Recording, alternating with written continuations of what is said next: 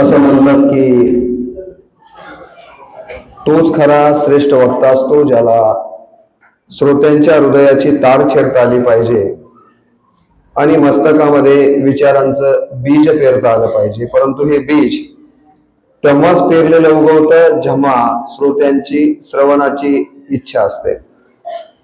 मला असं वाटतं की हा वेळ बऱ्याच जणांचा जेवणाचा आहे. बरेच विद्यार्थी प्रॅक्टिकलच्या माध्यमातून इथं उपस्थित झालेले आहेत. तरी परंतु अत्यंत महत्वाच्या विषयावरती मी इथं बोलत असल्यामुळे 40-45 मिनिट तरी आपण ऐकायला अशा प्रकारची आपल्याकडनं अपेक्षा व्यक्त करतो. या संविधान गौरव दिनाच्या निमित्तानं आणि महात्मा फुले यांच्या स्मृती दिनाच्या निमित्तानं आयोजित केलेल्या या कार्यक्रमाचे अध्यक्ष, आपल्या सर्वांचे मार्गदर्शक, उपक्रमशील प्राचार्य आदरणीय डॉक्टर हरिदासजी राठोड साहेब, या कार्यक्रमाचे ज्यांच्या संकल्पनेतनं हा कार्यक्रमाचा असं रूप घेतलेला आहे ते आपल्या महाविद्यालयाचे अंतर्गत गुणवत्ता हमी कक्षाचे प्रमुख प्राध्यापक डॉक्टर डी.सी. पवार सर, ज्यांनी संविधानाच्या बद्दल मला असं वाटलं की प्रास्ताविकामध्ये त्यांच्या विभागाने काय काय कार्यक्रम घेतले आणि काय घेणार आहेत याबद्दलचं मार्गदर्शन करतील.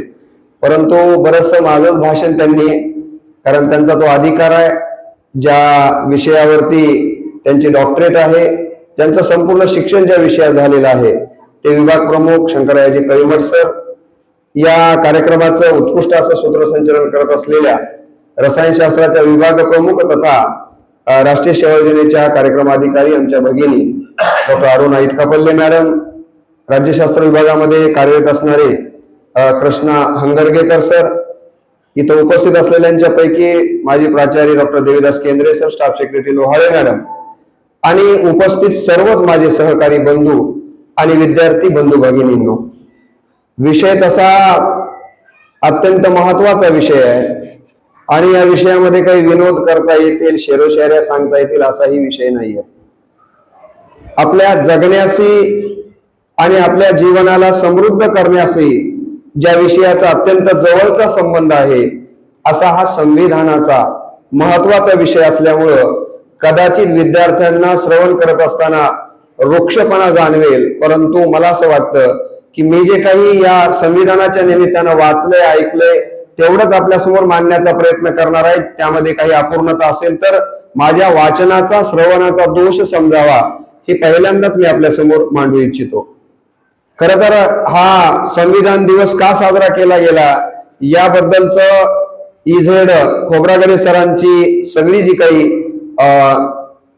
स्टोरी आहे, ज्यामधनं या दिवसाचा जन्म झाला, तेही मला मांडायचं होतं, परंतु ते आपल्या समोर कलिमठ सरांनी मांडलेलं आहे. मी अत्यंत थोडक्यामध्ये या संविधानाची प्रास्ताविका, प्रियांबलचा अर्थ आपल्या समोर मांडणार आहे. मला बऱ्याच वेळेस असं वाटतं की ज्या ज्या गोष्टी सगळ्यांना माहिती आहेत, ज्या ज्या गोष्टी सगळ्यांच्याकडनं नेहमी म्हणून घेतल्या जातात, त्या गोष्टींचा अर्थ देखील आपल्याला माहिती असणं गरजेचं आहे. ज्यामध्ये मला असं वाटतं की आपण सतत पसायदान म्हणतो, पण पसायदानचा अर्थ आपल्याला माहित नसेल तर त्या म्हणण्याला काही अर्थ नाहीये. आणि म्हणून मी पसायदानावर 8 व्हिडिओ माझ्या युट्यूब चॅनलवर टाकले किंवा आपण एवढं तरी करूया. मला असं वाटतं की राष्ट्रगीत आपण म्हणतो, पण त्या राष्ट्रगीताचा जन म्हणजे काय, जनगण, गण म्हणजे काय, मन म्हणजे काय, याचा देखील अर्थ आपल्याला कळायला पाहिजे. आपण म्हणतोय पण त्याचा अर्थ कळत नसेल तर त्याला काही अर्थ नाहीये.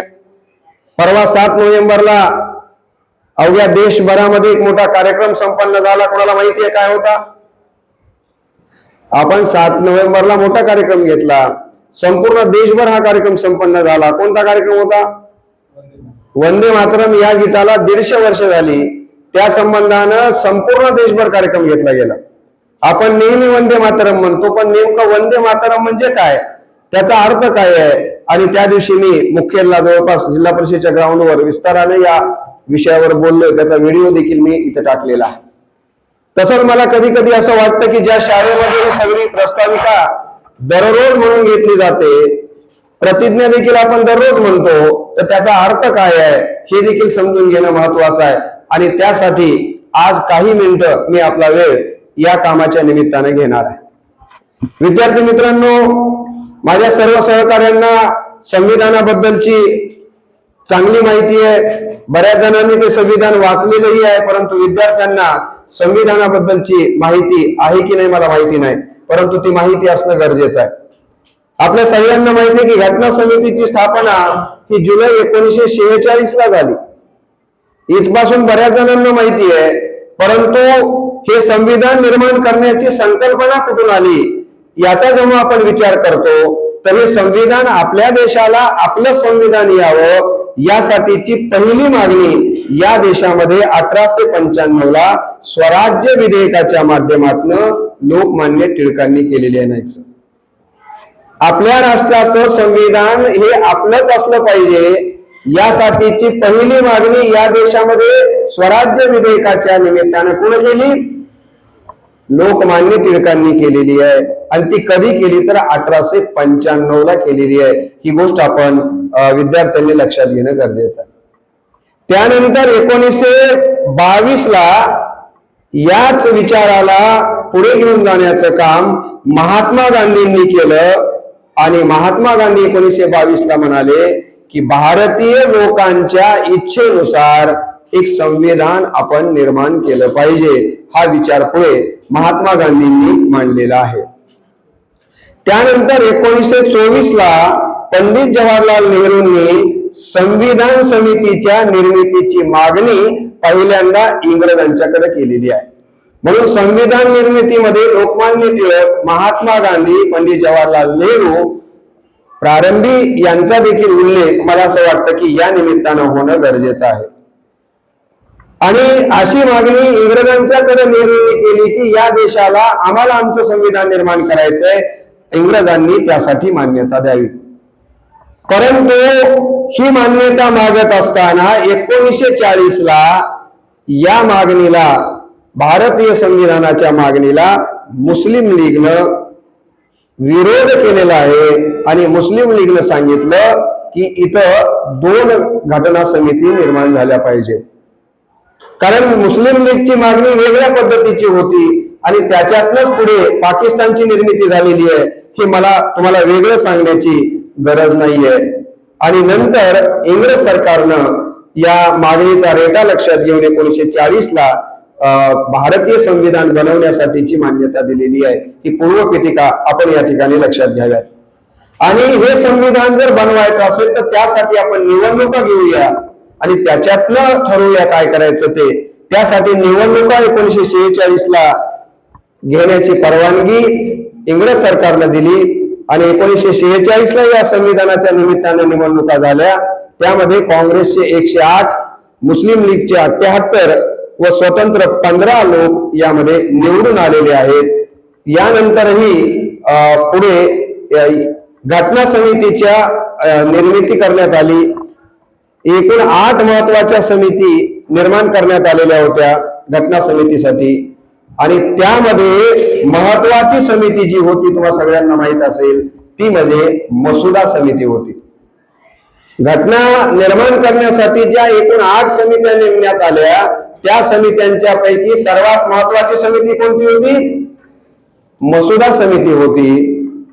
आणि या मसुदा समितीची नियुक्ती 29 ऑगस्ट 1947 ला करण्यात आली आणि याच्या अध्यक्षपदी आपल्या सगळ्यांना माहिती आहे परमपूज्य भारतरत्न डॉक्टर बाबासाहेब आंबेडकरांची अध्यक्ष म्हणून या ठिकाणी निवड करण्यात आलेली आहे. यामध्ये एकूण 7 सभासद आहेत. 147 दिवसामध्ये पूर्ण मसुदा तयार करण्यात आलेला आहे. घटना समितीने एकूण 2 वर्ष 11 महिने 18 दिवस काम करून आपलं भारतीय संविधान, तुम्ही आता एमपीसीची तयारी करतात, यूपीसीची कोणाला तयारी करायची असेल तर या सगळ्या महत्वाच्या गोष्टी तुमच्या लक्षात असणं अत्यंत महत्वाचं आहे. आणि ज्या दिवशी ही घटना करण्यात आली तो दिवस कोणता होता? 26 नोव्हेंबर 1949 ला या ठिकाणी ही घटना स्वीकृत करण्यात आली, ज्याचं वाचन मी या ठिकाणी केलं आणि खाली आज दिनांक 26 नोव्हेंबर 1949 रोजी इथं उल्लेखही त्या प्रस्ताविकेमध्ये करण्यात आलेला आहे. परंतु आपण जर या प्रस्ताविकेकडे बघितलं तर काय दिसतं? तर यामध्ये तुम्ही जर बारकाईनं बघितलं तर आम्ही इथून सुरुवात झालेली आहे आणि आत्ताच कलिमठ सर म्हणाल्याप्रमाणे स्वतः प्रत अर्पण करत आहोत. तुम्ही सगळं जर बारकाईने बघितलं, तुमच्याकडे कागदही दिलेला आहे, तर कुठेच फुल स्टॉप नाहीये, एकच वाक्य आहे. तुम्ही बघा, आम्ही पासून शेवटपर्यंत बघा, फुल स्टॉप फक्त आहोतच्या ठिकाणी आहे. म्हणजे हे सगळं जे काही ते एकाच वाक्यामध्ये या घटनेचा प्राण या ठिकाणी असलेला आपल्याला बघायला मिळतो. आणि या घटनेची काय काय वैशिष्ट्य आहेत मी पुढे सांगेन, पण सगळ्यात महत्वाचं वैशिष्ट्य घटनेचं जर काय असेल या उद्देशिकेचं, तर मला महत्वाचं काय वाटतं की या देशामध्ये आज 140 कोटी लोक राहतात. या देशाला स्वातंत्र्य मिळून 75 वर्ष आणि राज्यघटना लागू करूनही 75 वर्षे केंद्रसर होऊन गेले, परंतु या उद्देशिकेमध्ये कुठल्याच प्रकारचा बदल झालेला. यावरून या उद्देशिकेचा अभ्यास किती बारकाईने झाला असेल याचा विचार तुम्ही करा. उगी मन में आयन भजे खाये, मनात आलन काही शब्द टाकला असं नाहीये. लोहारे मॅडमला आपल्या सगळ्यांना माहिती आहे की या उद्देशिकेमध्ये नाईक सर फक्त एकदाच बदल करण्यात आलेला, त्याचा उल्लेख मी आपल्या समोर करणार. घटनेच्या 42व्या दुरुस्तीच्या संबंधानं या प्रस्ताविकेमध्ये फक्त स्वातंत्र्याच्या किंवा घटना लागू झाल्यापासून एकदा बदल केलाय, आणि तो कधी केला? 1976 ला केलेला आहे. आणि ज्याद्वारे तुम्ही जर या उद्देशिकेकडे बघितलात तर 3 शब्द यामध्ये समाविष्ट करण्यात आलेले आहेत. थोडस बघा त्या तिकडे प्रस्ताविकेकडे, तुम्हाला दर्शनी दिसते का ते? तर या प्रस्ताविकेमध्ये 42व्या घटना दुरुस्तीच्या माध्यमातून 1976 ला 3 शब्द त्यामध्ये समाविष्ट करण्यात आलेले आहेत. पवार सर, त्यातला पहिला शब्द कोणता घातला नाही?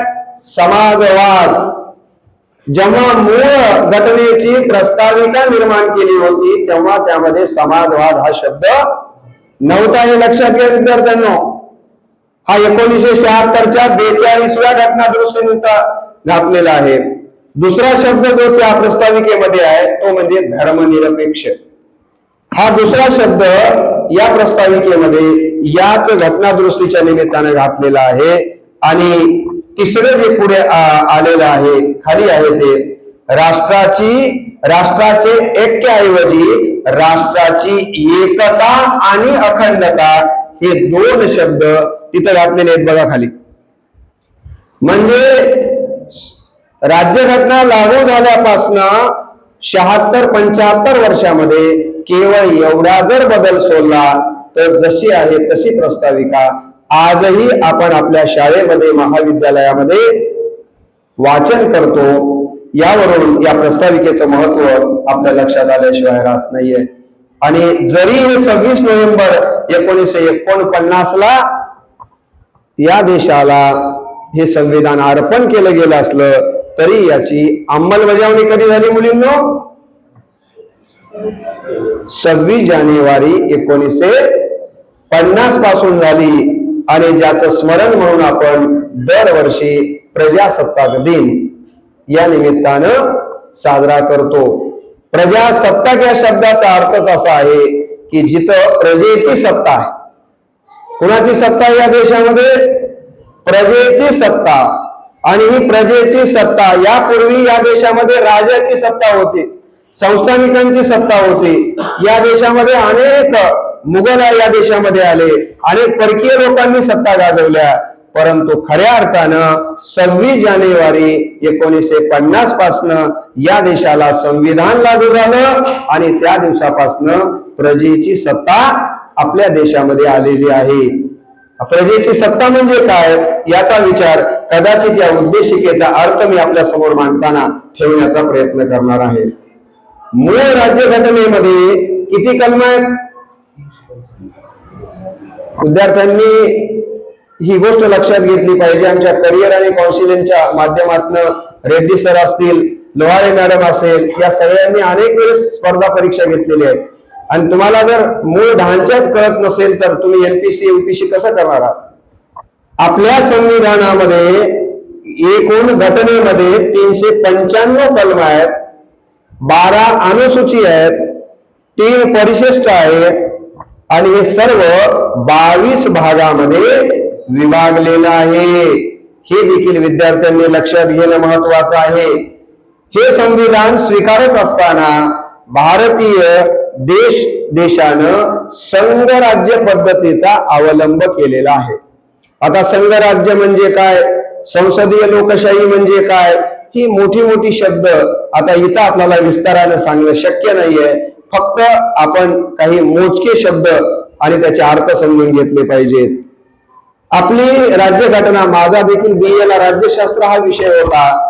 आम्हाला जोरगुलवार नावाचे फार विद्वान प्राध्यापक BA ला शिकवायला होते, भूषण कुमार जोरगुलवार सर, आणि ते नेहमी म्हणायचे की आपली राज्यघटना ही अंशतः परिदृढ आहे आणि अंशतः लवचिक आहे. आता परिदृढ म्हणजे काय, काठिण्यपणा तिच्यामध्ये काही प्रमाणामध्ये आपल्याला दिसतो, आणि लवचिकता म्हणजे वेळोवेळी तिच्यामध्ये आपल्याला काळानुसार बदलही करता येतो. त्यालाच अंशतः परिदृढ आहे आणि अंशतः लवचिक अशा प्रकारचं आपल्या संविधानाचं एक वैशिष्ट्य आपण लक्षात घेतलं पाहिजे.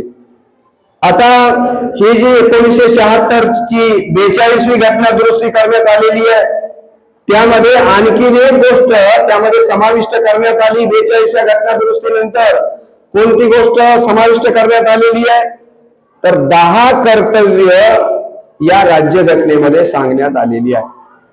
मला राहून राहून असा विचार मनामध्ये आला की कशामुळे ही कर्तव्य टाकली असावीत विद्यार्थी मित्रांनो. तर लक्षात आलं त्या राज्यकर्त्यांच्या की भारतीय लोक हक्काच्या बद्दल जागरूक आहे, पण कर्तव्या बाबतीमध्ये मात्र ते तितके दक्ष नाहीये.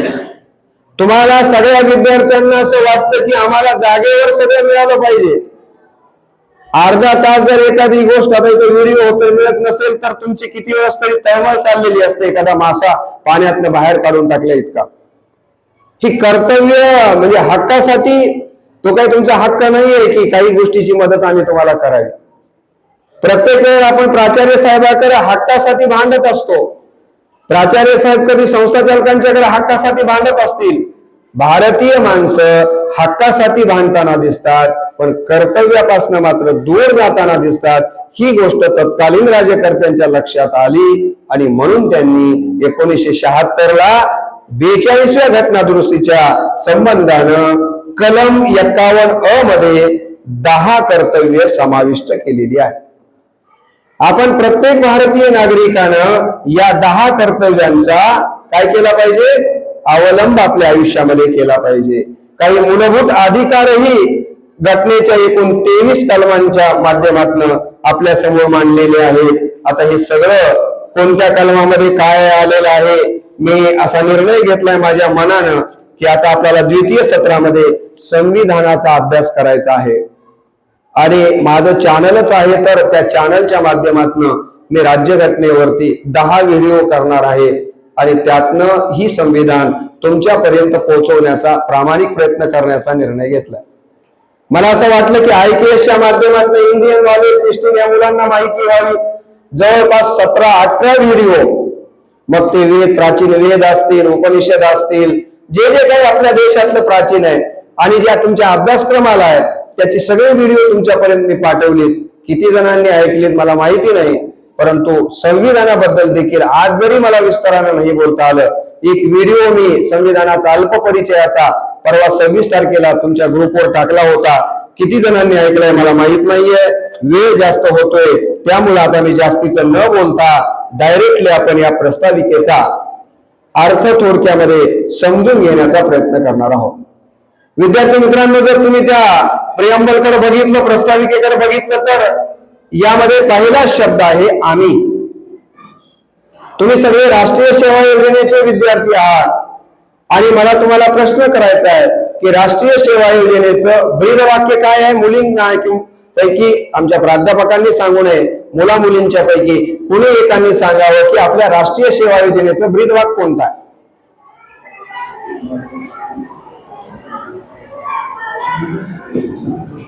राष्ट्रीय भारतीय संविधानाचा पहिला शब्द आम्ही पासून सुरू होतो. त्याचं कारण भारतीय संस्कृतीमध्ये मी पेक्षा आम्हीला महत्व आहे. लोकल पेक्षा ग्लोबलला महत्व दिलेलं आहे भारतीय संस्कृतीनं. आणि म्हणून तुम्ही जर बघितलं तर आमच्याकडे वसुदैव कुटुंबकम ही संकल्पना जगाला पहिल्यांदा कोण दिली? भारतीय संस्कृतीने दिलेली. संत ज्ञानेश्वर महाराजांच्या ज्ञानेश्वरीमध्ये ओवी आली आहे 13व्या शतकामध्ये, हे विश्वची माझे घर ऐसी मती जयाची स्थिर किंबहुना चराचर आपणची झाला. हे जग म्हणजे माझं घर आहे. आणि म्हणून नरेंद्र मोदींनी जी काही परवा जी 7 राष्ट्रांची परिषद असेल त्या ठिकाणी वसुदैव कुटुंबकम ही संकल्पना घेतलेली होती.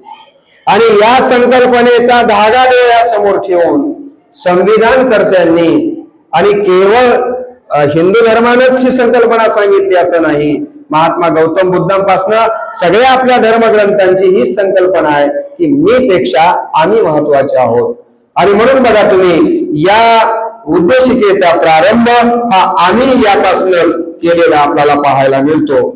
आणि या उद्देशिकेला आताच कलिमर सरांनी सांगितल्याप्रमाणे सरनामा म्हटलं जातं, या आपल्या राज्यघटनेचं छोटं प्रारूप म्हटलं जातं, प्रियांबल म्हटलं जातं. आणि असं सांगितलं जातं की ही प्रस्ताविका जर कुणी लिहिली असेल तर ती पंडित जवाहरलाल नेहरूंनी लिहिलेली आहे. हेही आपल्याला माहिती असलं पाहिजे. हे जी उद्देशिका आहे पहिल्यांदा कोणी लिहिलेली आहे? पंडित जवाहरलाल नेहरूंनी लिहिली. आणि त्यावरती मग घटना समितीतल्या सगळ्या तज्ञांच्याकडनं चर्चा झाली. काही शब्द काढले असतील, काही शब्द टाकले असतील, पण जे प्रारूप ज्याला आपण म्हणतो ते पहिल्यांदा जर कोणी निर्माण केलं असेल तर ते पंडित जवाहरलाल नेहरूंनी निर्माण केलेलं आहे. या उद्देशिकेमध्ये जर आपण बघितलं तर या उद्देशिकेच्या संबंधानं पहिल्यांदा घटना समितीची जेव्हा चर्चा प्रारंभ झाली तेव्हा ही घटना कुणाला समर्पित करावी? काही हिंदू सदस्य होते, ते म्हणाले की या देशामध्ये बहुसंख्य हिंदू राहतात, तेव्हा पहिल्यांदा आपण ही ईश्वराला समर्पित करावी. काही जणांना वाटलं की नाही हम अल्लाह को समर्पित करेंगे, कुणाला वाटलं आम्ही ख्रिश्चनांना समर्पित करावी. तेव्हा डॉक्टर बाबासाहेब आंबेडकरांसारख्या विवेकी सदस्यांनी सांगितलं की नाही, हा देश विविधतेने नटलेला आहे. या देशामध्ये जरी बहुसंख्य हिंदू राहत असले तरी आपल्याला असं करता येणार नाहीये, कारण हा राष्ट्राचा दस्तऐवज आहे, हा राष्ट्राचा आत्मा आणि त्याचं सार म्हणजे प्रस्ताविका आहे. आणि म्हणून आपण काय करू की हे संविधान कुठल्याही ईश्वराला, अल्लाला, येशू ख्रिस्ताला कुणाला समर्पित न, गौतम बुद्धांना असेल समर्पित न करता ते आपण आपल्या प्रती समर्पित करून घेऊया. आणि म्हणून तुम्ही जर बघितलं असेल तर हे संविधान कुणाला समर्पित केलेलं आहे? या देशातल्या प्रत्येक माणसाला हे संविधान समर्पित आहे. हे देखील वैशिष्ट्य आपण या संविधानाचं इथं लक्षात घेणं अत्यंत महत्वाचं आहे. जर तुम्ही बघितलं तर या संविधानामध्ये म्हणून त्या ठिकाणी शब्द आलेला आहे आम्ही भारताचे लोक. भारतीय लोकांना हे संविधान समर्पित केलं म्हणून सुरुवात आम्हीने केलेली आहे. पुढे भारताचे लोक हा शब्द आलेला आहे.